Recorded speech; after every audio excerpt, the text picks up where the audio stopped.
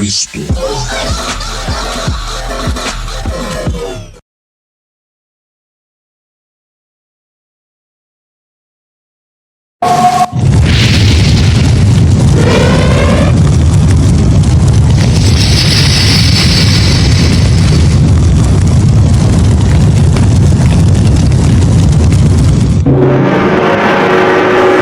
My name's Rich DeVizio, and I played Baraka in Mortal Kombat 2.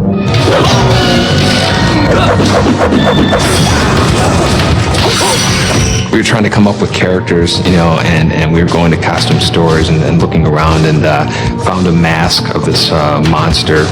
There was this very tight mask that I had to wear. Painted it up, kind of made it all butchered up his face. And I just remember tons and tons of water just coming down my neck. And we took fake nails and put them on for his teeth and spray painted them silver. This mask was skin tight. And those made up his teeth. And so people don't realize that, this really scary creature is made up of, a mask and some fake fingernails that were bought in a supermarket. That shoot was unbelievable. Baraka hasn't been in many Mortal Kombat games, but he's been a fan favorite for a long time.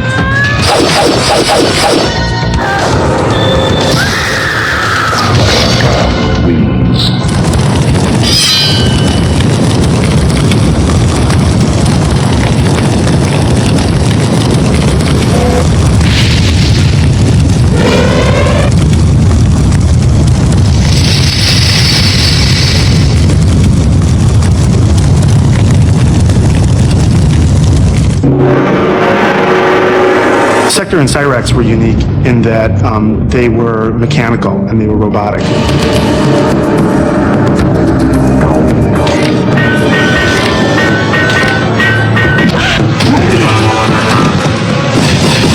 A funny story about Cyrax and Sector was that originally we could not think of a name for them, so Tony Goski came up with the name Ketchup and Mustard, Ketchup being Sector and Mustard being Cyrax. Cyrax was one of the many characters portrayed by Sal DeVita. When Sal was playing Cyrax, I felt the worst for him because he had this helmet on that I remember him sweating a lot inside, and he had just unbelievable tolerance for discomfort. The costume for Sector and Cyrax was really heavy. It was a lot of plastic armor and plastic chest plates, but then a custom-made helmet, but hot, uncomfortable, couldn't breathe, couldn't hear anything, but somehow we made it through it. It was great.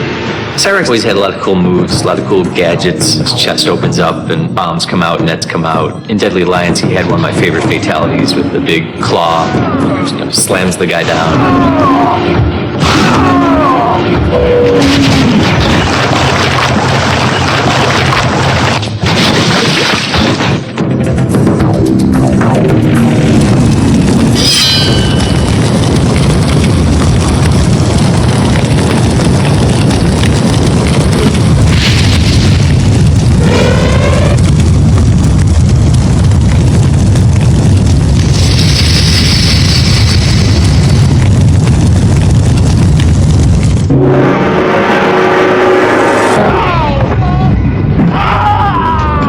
There were actually 2 Goro models made, and one was used for the actual game and it was posed and, changed so much that it kind of fell apart over time.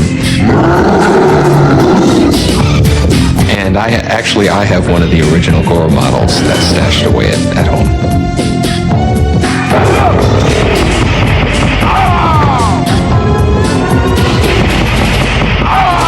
Flawless victory.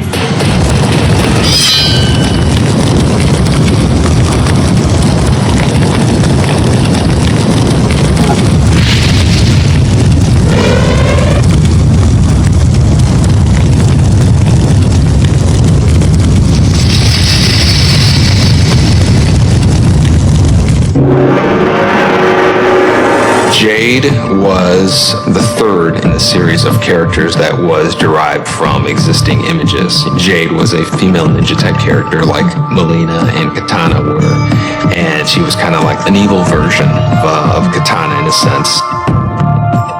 Jade is a childhood friend of Kitana, which probably makes her thousands of years old, because Kitana is thousands of years old. The approach we've taken with Jade in this game, in Mortal Kombat Deception, is that she's more of the stealthy ninja type of character. She's the one that sneaks around and gets information, and carries out covert activities. And I kind of like that about her. She's about getting things done, and she's very loyal. We wanted to give her something that separated her from Kitana Molina, so we gave her the staff weapon that was her weapon in Mortal Kombat 3. Not many characters had weapons in Mortal Kombat 3. That was really what we wanted to do to separate her from Kitana Molina.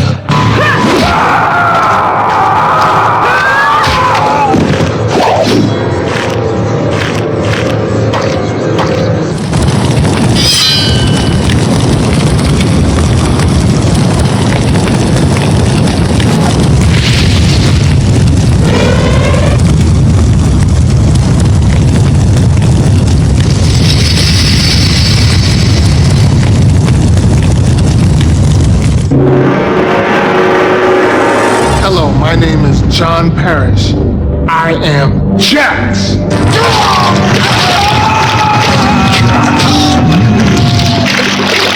Fatality.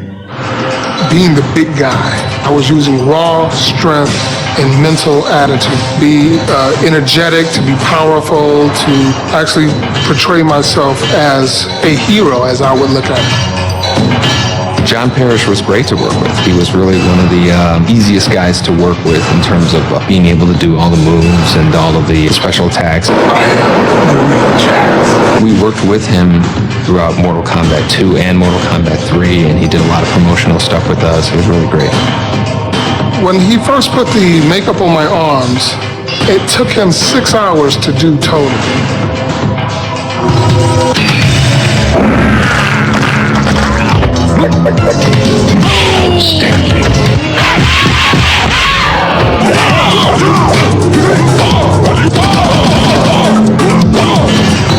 Actually, it feels great to be part of the Mortal Kombat legacy.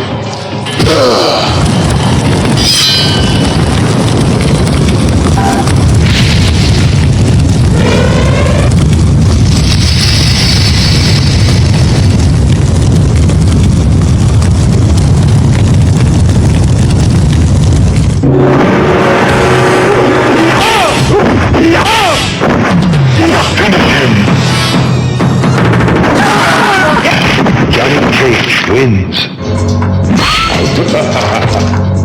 Finisher. Johnny Cage wins. Flawless victory.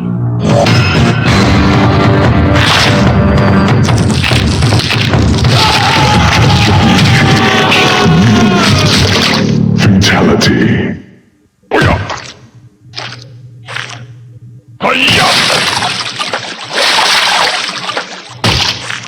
Johnny Cage wins.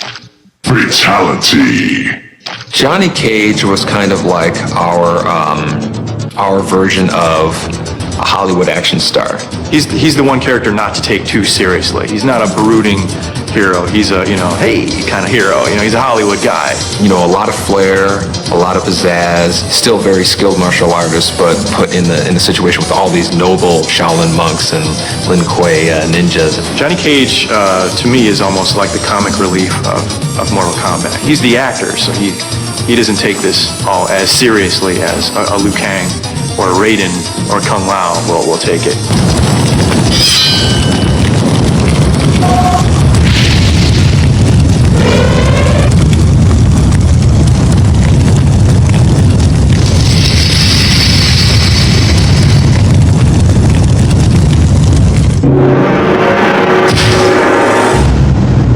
Cabal first made his appearance in MK3. He was originally designed as kind of this nomad, sand person kind of character. Again, we really wanted to create a character that seemed to have a handicap of sorts in terms of he had this breathing apparatus that kept him alive. He still had these incredible powers that none of the other characters had. He had a lot of cool moves. He had this dash, which he would run past a character, spinning him around, and then he could pull off some combos on it. And everybody kind of liked his tornado move where he would run by the opponent and then they would spin like a top and it kind of to get a free hit on them. Cabal also had these hook sword weapons that one of the few characters in the 2D games that actually had a weapon in the game, so that kind of made him stand out. He was actually one of the characters that was considered almost too powerful in Mortal Kombat 3, and we had to kind of tone him down for Ultimate Mortal Kombat 3. For Deception, we finally had the chance to bring Cabal back the way we originally intended him to be. You know, we gave him the long trench coat, gave him a backpack. That was part of the original design, but back in the old days of digitizing, we couldn't really handle that. A long coat would have gotten in the way of the character's moves. In the 2D games, we were really limited to the costumes that we could build, because it was digitized graphics. And with the 3D games, we build the costumes on the computer so we can really do whatever we want. Cabal's always been one of my favorite characters, so I was totally happy to bring him back for Deception, give him the classic design that we intended.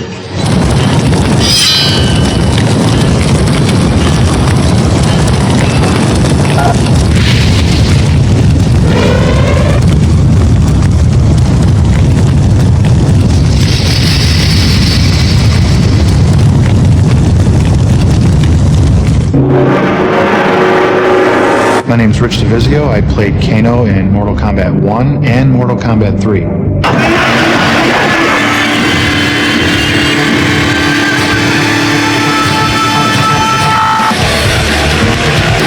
We wanted to make a guy who was kind of half cyborg, half human, and so we put this metal plate on his face. Again, we bought something at a costume store and, you know, put makeup on and attached it. And the guy who played Kano, this guy Rich DeVizio, he brought it to a new level. He gave him his character. He just, you know, really became Kano in a sense. It becomes a part of me. When I played Kano, I actually felt that it was kind of a showcase for myself to become larger than life with this character. I really believed that I can be this guy, and it worked out very well. It's not hard for me to embrace a character and become it. One of the favorite moves that I like that Kano did was his fatality, and it goes a little something like this.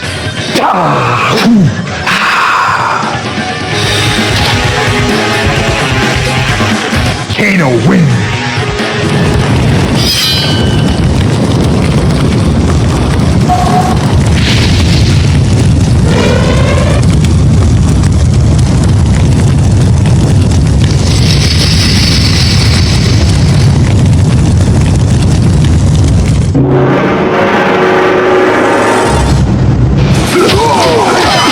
I believe Kenshi's name in Japanese means sword saint. His storyline from his past is that he used to travel Japan and challenge experienced swordsmen and warriors just to defeat them so he could become the best in Japan. Eventually he lets his ego get the best of him, and so Shang Tsung gets him to open up this tomb of Kenshi's ancestors, which blinds Kenshi. Shang Tsung then absorbs these warrior souls and becomes stronger, and he leaves Kenshi for dead. Kenshi then realizes what has just happened, and now he's got a vendetta against Shang Tsung. His sword that he finds there in the tomb is actually his ancestor's sword.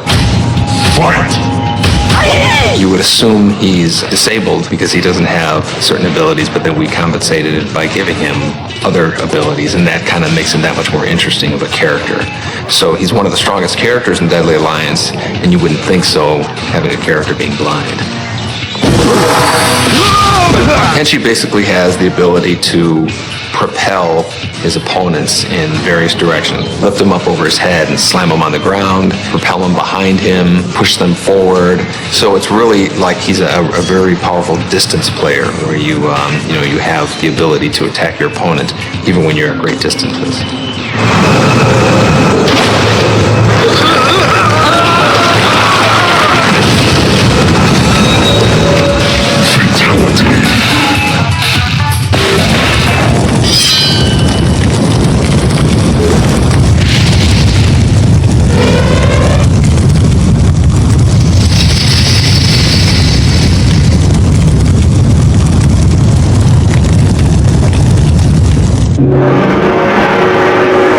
Well, I think Katana was really one of the favorite characters from Mortal Kombat 2.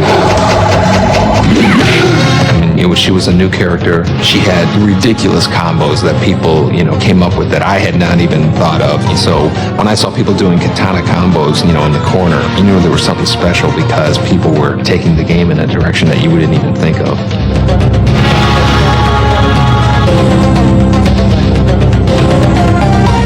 Well, Katana was similar to Mileena in that had a limited amount of memory than the Mortal Kombat 2 machine, and we wanted to get 12 characters out. So Katana and Mileena are really kind of the female version of Scorpion and Sub-Zero. Kitana wins. A flawless victory.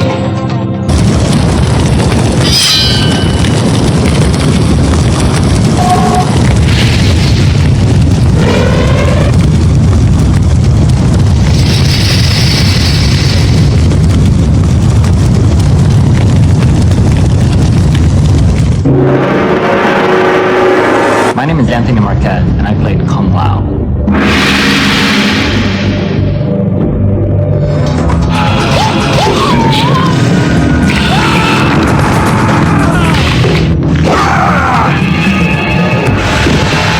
After the first Mortal Kombat, the creators wanted to introduce another Shaolin monk type character. They had heard about me, and I seemed right for the part. Tony was probably one of the best martial artists that we worked with. You could see his character, the kicks are really high and they're authentic, so he lended a lot just because of all of his experience with martial arts. So in terms of his attitude, the way he moved, the tilt of the hat, all of that stemmed from what I thought Kung Lao should be. The favorite part of my personality always stemmed from the hat. You put on the costume and you're still just a person in costume. But once that hat goes on, it's almost like being Clint Eastwood in an old Western movie with the brim of the hat hiding your eyes, and when you slowly tilt that head up, once you make eye contact, that's Kung Lao. It's no longer Anthony Marquez, it's Kung Lao.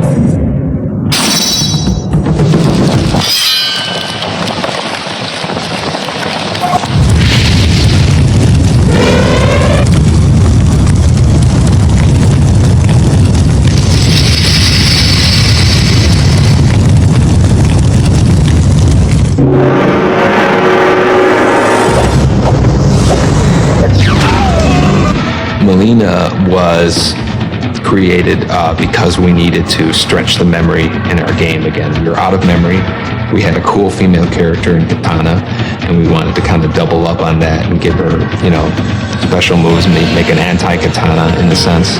And so that's kind of where Mileena came from.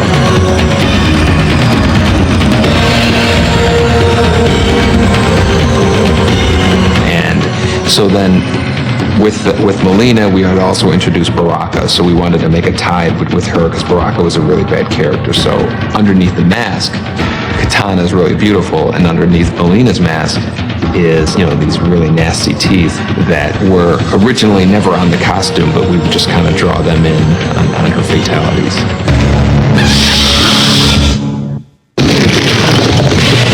Mileena wins.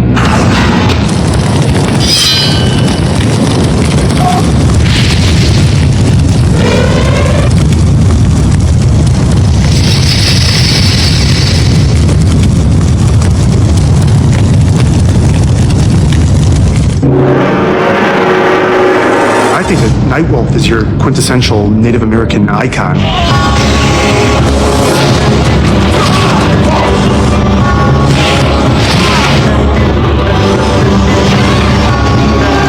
Just a strong, proud person with pride. He's got honor, has rules, but at the same time, he is definitely no pushover. Well, the Nightwolf costume looked a lot better on the drawing than I think it did on me, but, we made do. Nightwolf's fatality was holding his tomahawk up to the sky, channeling light into it, right into his enemy for his final blow.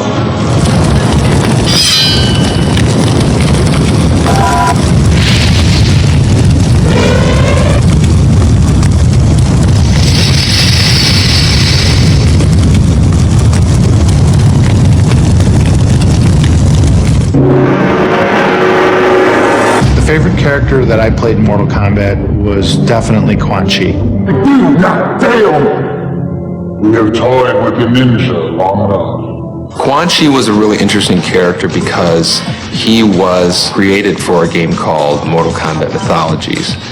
You are responsible for this sorcerer! Which was an adventure game that was being produced at the same time as we were doing Mortal Kombat 4. And so we thought it would be interesting to have him make an appearance in Mortal Kombat 4 as well as Mythologies, even though those two games happen in completely different parts of the Mortal Kombat timeline. Quan Chi is one of the most mystifying characters to me. We really don't know what his origins are other than he's from the Netherrealm and he's part of the Brotherhood of Shadow. Who knows how old he is? You know, he could be as old as the Netherrealm itself. But he is definitely evil. He is definitely an evil guy. I think of him as the greatest sorcerer in the Mortal Kombat universe. I think of him as being even more powerful than Shang Tsung.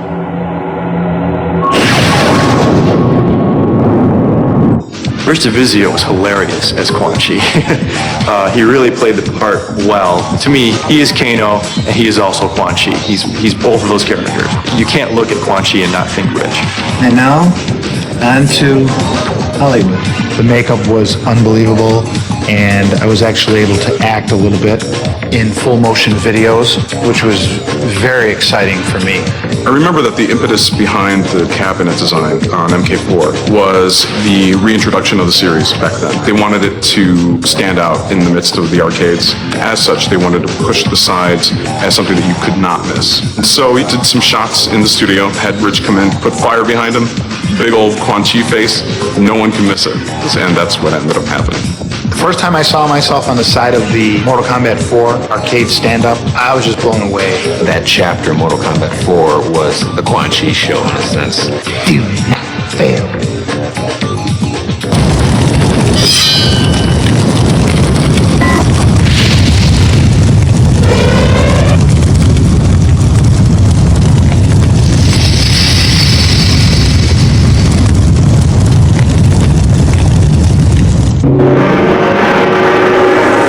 First impression of seeing myself in the game, I was ecstatic because I knew it was me. I thought it was just awesome. God of Thunder and Lightning, that just kind of became what his thing was. I think that was really kind of what inspired a lot of his special moves, was the fact that he was a god.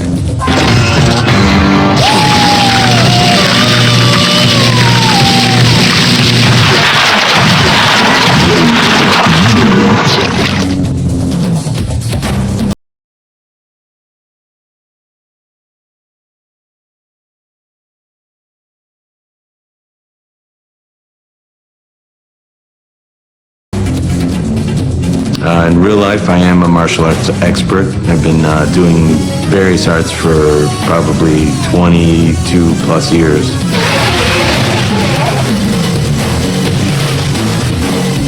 You know, I'm wearing this hat. Got that on. Got that action working. Yeah, the hat is gone. It was destroyed with one of the falls that Carlos took, and I don't think we've seen it ever since. Do I have the hat? No, I wish I did. That's probably the one thing I wish I had. I feel really thankful to be part of the Mortal Kombat legacy. You know, it's changed my life incredibly.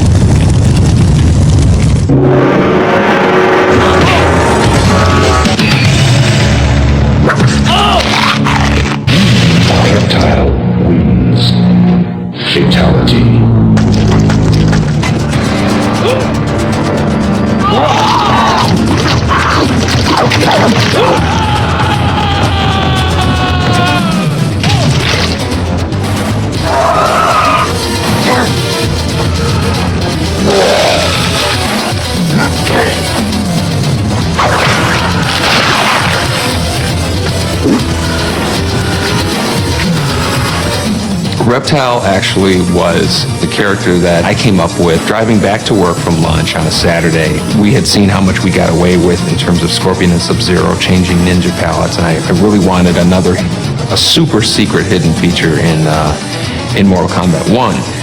And came up with these really odd set of circumstances to make Reptile appear. It was rare enough that people would say that they had seen him and nobody would believe him, but so it worked out perfectly. I am Reptile. I talk like this.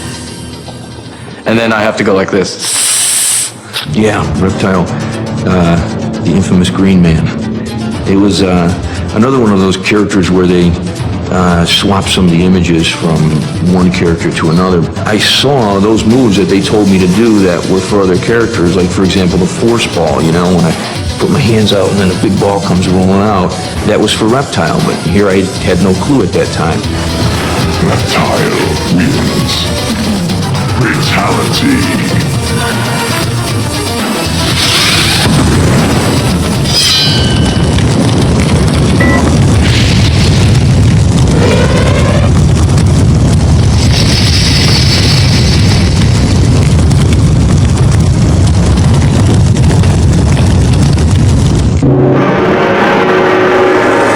Yeah, Scorpion's always been my favorite character, and he still is to this day.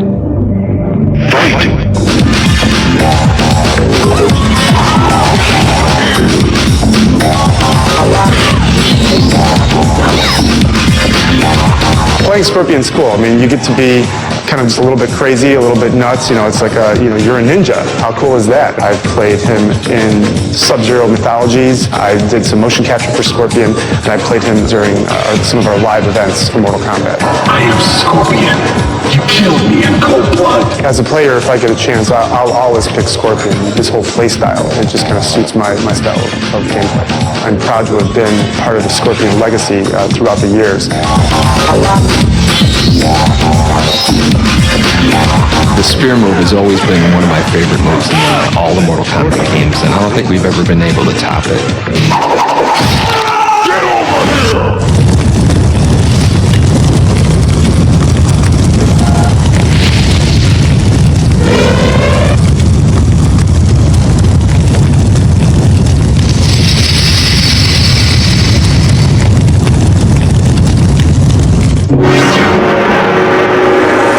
Shang Tsung, he is the symbol of evil for Mortal Kombat. He's always around. I think he's been in almost every game.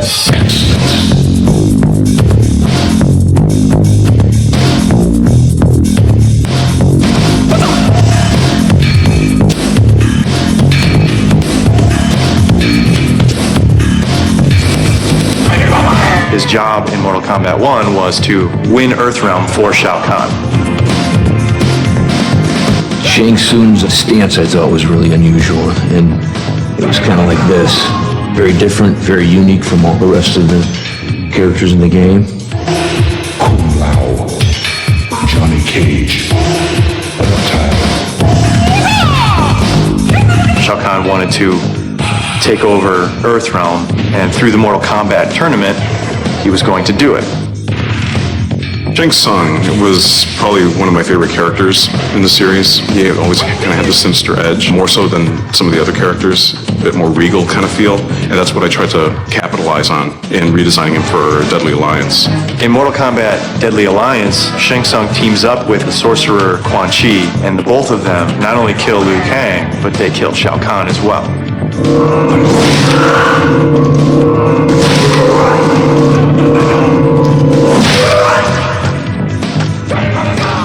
Shang Tsung wins. Fatality. Shang.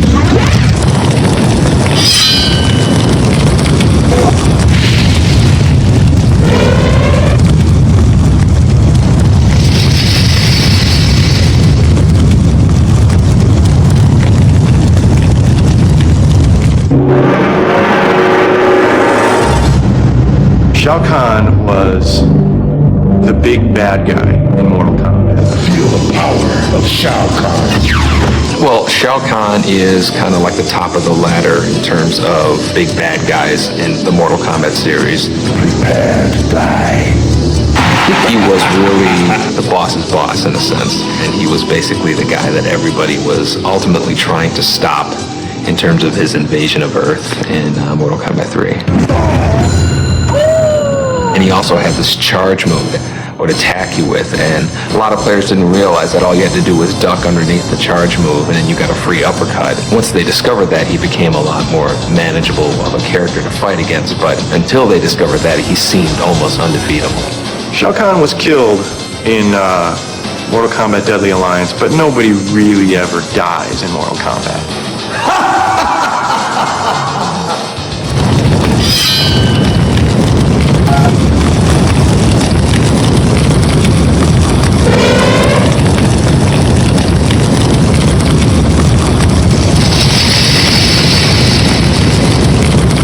This place, it feels dark.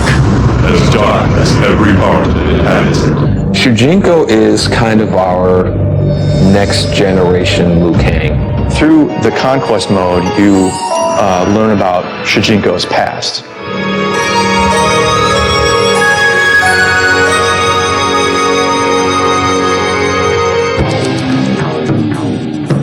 He lives in the MK universe, meets up with all the characters, and eventually trains to become a warrior. It's kind of fun walking around, and you meet with Sub-Zero or an ancestor of Sub-Zero. I am Princess Kitana. If you are the champion of the Elder Gods, perhaps you can aid us in our struggle.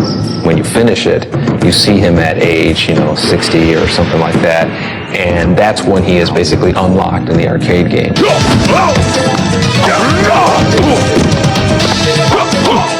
Shujinko wins.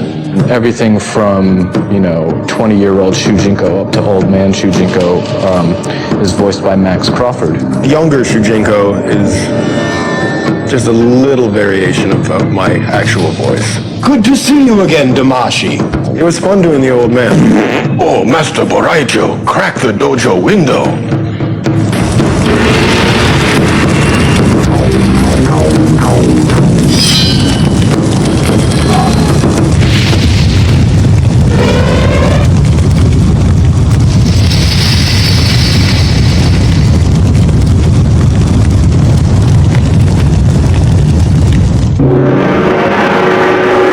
For Deception, our goal was to really say, let's bring back the nostalgia characters, and obviously Sindel, Nightwolf, Baraka, Melina, all of those are in that category, and so we had to bring them back.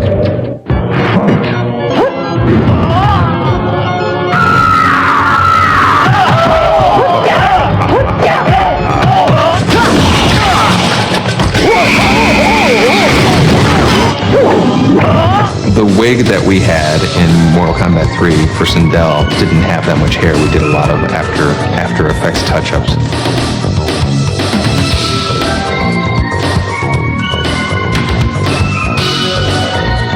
She had this ability to scream at super loud volumes, and that would stun the opponent and give you kind of a free hit.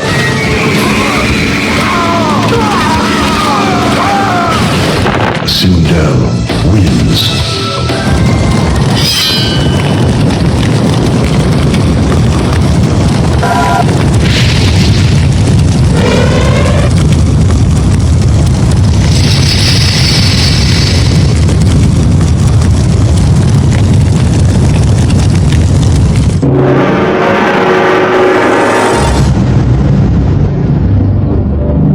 Smoke originally came from our memory limitations that we've had in doing arcade games, and just as Scorpion and Sub-Zero were using the same images and getting more mileage out of them by changing the color, when we were out of memory for Mortal Kombat 2, I always liked putting in secret characters in the game at the last minute that nobody knows about. That was kind of like the origin of Smoke and Jade. They were, just kind of like the alternate colored versions of Sub-Zero and Melina and Katana. He had a lot of cool moves as a robot. He had this grappling hook that would come out of his chest, and just had a lot of cool moves, which made him a player favorite. brought Smoke back for Deception just because people have been asking about him for a while now. It was funny because a lot of fans like the ninja version, a lot of fans like the robot version, so I thought it would be a good idea to bring back both. Every one of our characters in Deception has kind of two costumes, and so for Smoke, we decided we're going to have him be a normal ninja, like people had seen him before in Mortal Kombat 2, and then also his Mortal Kombat 3 persona, which is kind of like the cybernetic ninja. Players can pick which one they want to play as.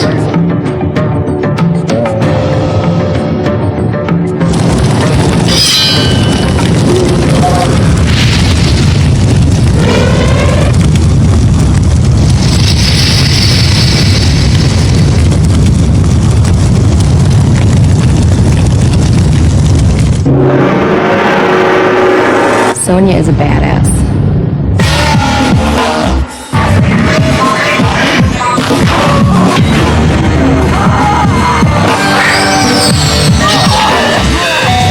Carrie was easily one of the best people we worked with in terms of actors playing the characters.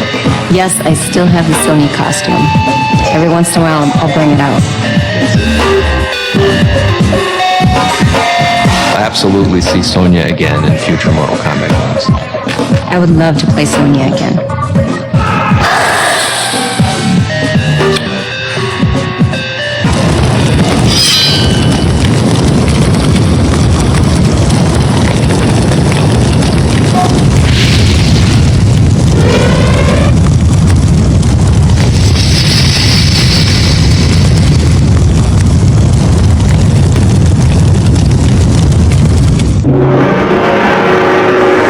My name is John Turk, and I am Sub-Zero.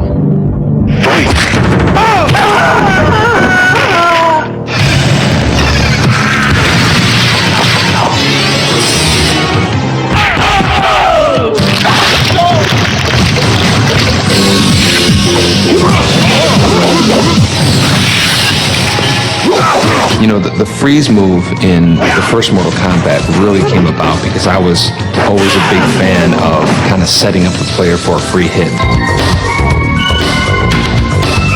We walk over to the game, and, they're playing Mortal Kombat 3, and, the kid's playing Sub-Zero, and I'm standing right behind him, and he doesn't even realize that the guy he's playing is right behind him. Let's get something straight. I am not a ninja. I am Lin Kuei. Scorpion was a ninja.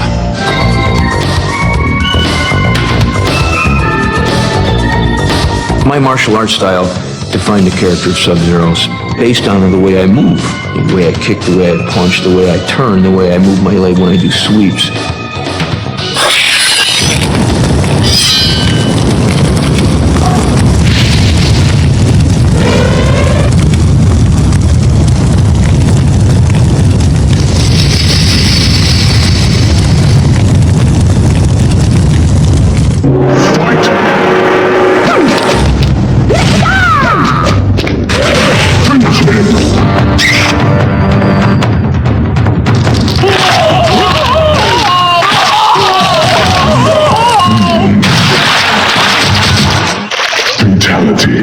I guess not many people know that the Tanya character is named after my sister, who's named Tanya, and as well as my other sister's name is Sonya. Tanya is the daughter of an Edenian ambassador, but she has sided with the bad guys in previous games. She turned on Liu Kang in her ending in Mortal Kombat 4, that she, sided with Shinnok, and she sided with the Deadly Alliance even at one point.